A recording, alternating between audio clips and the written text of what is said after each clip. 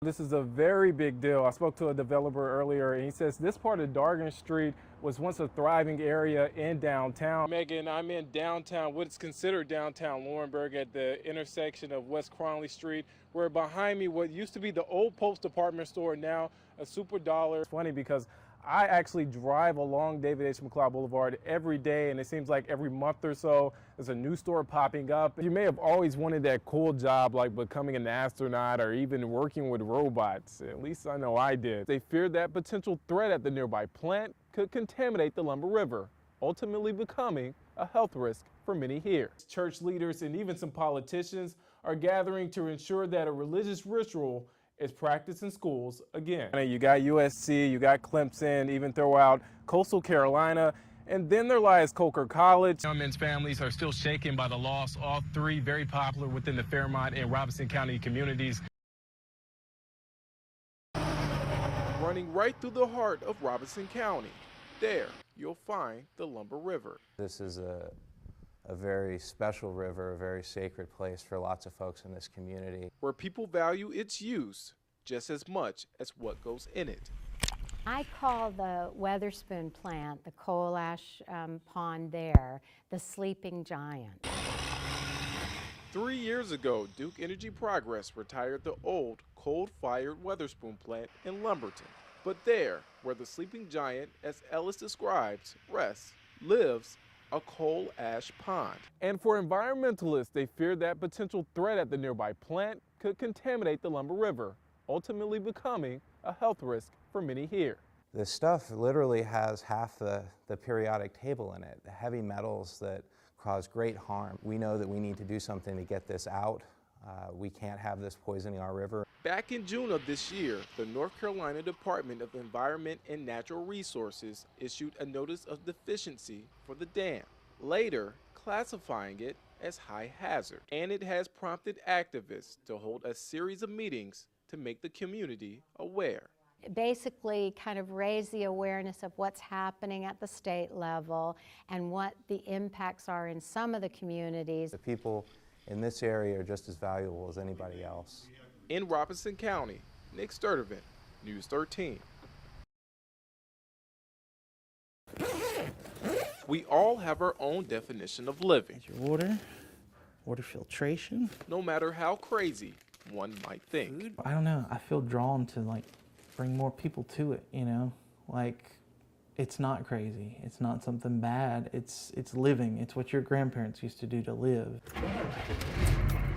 For David Appleton, this is an M1009 CUCV, pretty much a diesel version of a K5 Blazer. He lives in a place where life is about being prepared, growing his own food. This is my greenhouse. What better food than what you grow yourself? Along with containing his own water supply. This is 250 gallons of fresh water that I have stored here. This is life, 250 gallons. 3 years ago, he began preparing for that big thing, as he describes, which might happen. I'm not gonna wait for FEMA to come save me. I'm gonna plan ahead and not need saving. His aha moment came while on a trip to Germany. When I saw them doing that, I saw their self-sufficiency, I thought, I want to do that. The rafter is... And it's the same self-sufficiency David will later showcase on an episode of Nat Geo's Doomsday Prepper Show. Sounds like here comes the rain. I wanted to do the show to show that normal people can do it. Like, I mean, I guess I'm normal, as normal as I can be, but I still can use my brain to figure out what I need to do to protect, you know, what's important to me.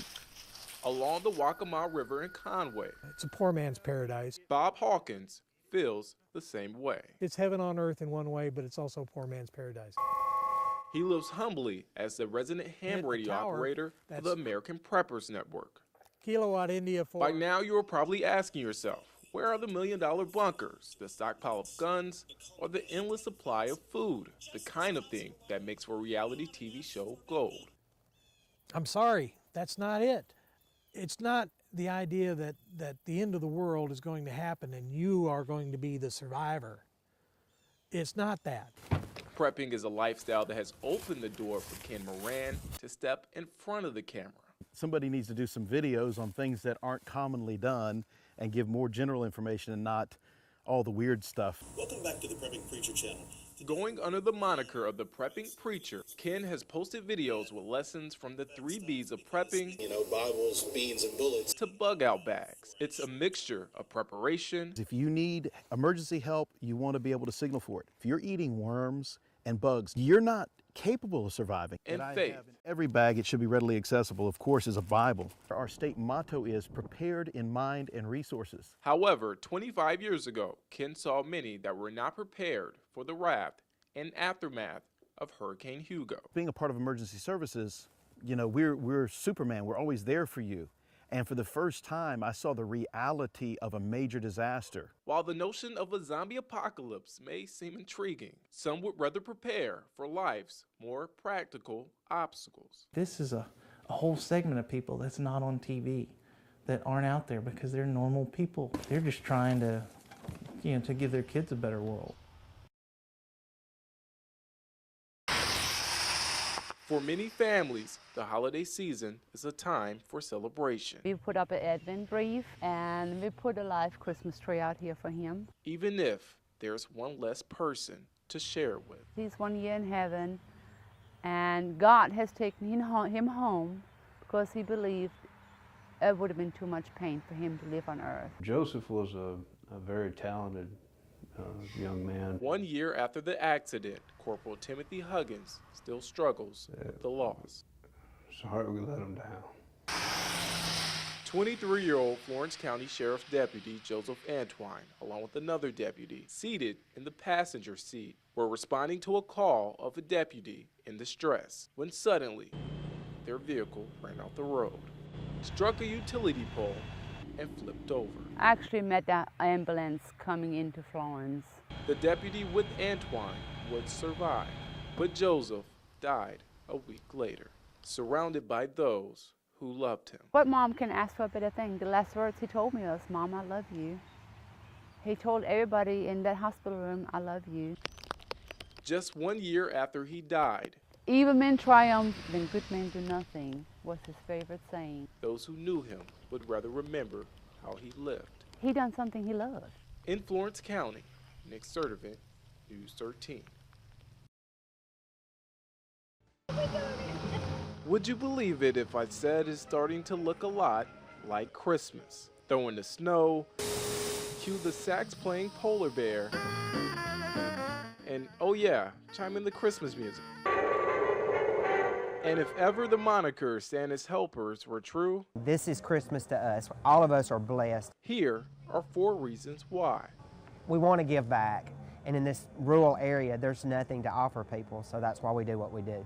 One for you, and one for you. For the past 7 years, How many we got in the bag? Michael Adams and his family have brought a little bit of the South Pole to Marlboro County, and in true St. Nick fashion, giving back to those in need. It makes every sweat, every bite, every thing get tore up, every light that goes out that we have to fight. I mean, it's a non-stop battle, but it's all worth it. While providing this is no easy task, neither is shouldering the emotional burden that families, My heart was broke. We lost our Whitney.